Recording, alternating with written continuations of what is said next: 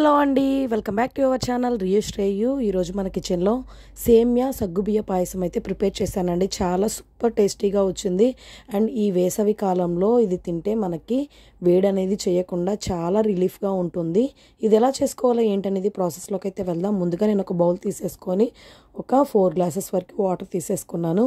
ఇవి స్టవ్ మీద పెట్టేసి బాగా మరిగిస్తూ ఉండాలి. ఆ తర్వాత నేను ఇందులోకి 1 కప్పు వరకు ఇలాగా సగ్గుబియ్యాన్ని తీసేసుకున్నాను. ఈ సగ్గుబియ్యాన్ని మరుగుతున్న వాటర్లో ఈ సగ్గుబియ్యాన్ని వేసేసి ఒకసారి బాగా కలిపేశాను. చూడండి, హై ఫ్లేమ్లో పెట్టేసి ఈ సగ్గుబియ్యం అనేది బాగా ఉడికిపోవాలి.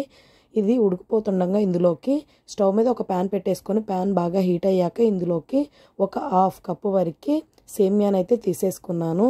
దీన్ని ఆ నెయ్యిలో బాగా మనము ఫ్రై చేసేసుకోవాలి. లైట్ బ్రౌన్ కలర్ వచ్చేంత వాటికి ఇది బాగా ఫ్రై చేసేసుకోవాలి. చూడండి, కలర్ అయితే చేంజ్ అయిపోయింది కదా.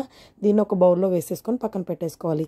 అదే ప్యాన్లో ఇంకొంచెం నెయ్యి వేసేసుకొని దాంట్లో సన్నగా తరిగి పెట్టేసుకున్న కొబ్బరి ముక్కలు అండ్ జీడిపప్పు కిస్మిస్లు వేసేసుకొని లైట్ బ్రౌన్ కలర్ వచ్చేంత వాటికి వీటిని కూడా ఫ్రై చేసేసుకోవాలి. ఈ కొబ్బరి చాలా టేస్టీగా ఉంటుందండి. ఈ సేమియా సగ్గుబియ్య పాయసంలో మస్ట్ అండ్ షుడ్గా వేసేసుకోండి. ఇలాగా లైట్ బ్రౌన్ కలర్ వచ్చేంత వాటికి వీటిని ఫ్రై చేసేసుకొని పక్కన పెట్టేసుకోవాలి. ఆ తర్వాత చూసారు కదా, సగ్గుబియ్యం అనేది బాగా ఉడికిపోతున్నాయి.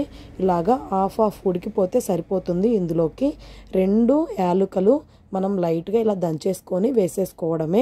చూడండి, ఈ యాలకుల ఫ్లేవర్ చాలా బాగుంటుంది. ఆ తర్వాత ఇందులోకి ఒక 2 కప్స్ వరకు షుగర్ అయితే వేసేసుకోండి. షుగర్ ఎక్కువగా తినేవాళ్ళు ఇంకొంచెం ఎక్కువ వేసుకున్నా నో ప్రాబ్లం. ఇందులోకి కొంచెం సాల్ట్ వేసేసుకోవాలి. ఇలా మొత్తం బాగా కలిపేసుకున్న తర్వాత మనం ఆల్రెడీ ఫ్రై చేసేసి పెట్టేసుకున్న సేమ్యాను కూడా వేసేసుకొని మొత్తం బాగా కలిసేలాగా కలిపేసుకోవాలి. చూడండి, వీడియోలో చూపిస్తున్న విధంగా ఇలా హై టు లో ఫ్లేమ్లో పెట్టేసుకొని వీటిని బాగా ఉడికించుకోవాలి. ఇలా మొత్తం ఉడికిపోయిన తర్వాత ఆల్రెడీ ఫ్రై చేసేసి పెట్టేసుకున్న కొబ్బరి జీడిపప్పు కిస్మిస్లు కూడా వేసేసుకొని ఒకసారి బాగా కలిపేసుకోవాలి. ఆ తర్వాత లాస్ట్లో స్టవ్ ఆఫ్ చేసేసి 1 గ్లాస్ వరకు పాలు పోసేసుకోవాలి. అంతే అండి, సేమ్యా సగ్గుబియ్య పాయసం అయితే రెడీ అయిపోయింది. ఎంతసేపు ఉన్నా సరే అస్సలు చిక్కబడకుండా చాలా టేస్టీగా ఉంటుంది. దీన్ని ఒక సర్వింగ్ బౌల్ తీసేసుకొని సర్వ్ చేసేసుకున్నాను. టేస్ట్ మాత్రం అద్దిరిపోయింది. 2 కాంబినేషన్. మీకు ఈ వీడియో నచ్చితే కంపల్సరీ ట్రై చేయండి. ఇంకా మన ఛానల్ని లైక్ చేయడం వలన, సబ్స్క్రైబ్ చేయడం వలన ప్లీజ్ లైక్ అండ్ సబ్స్క్రైబ్.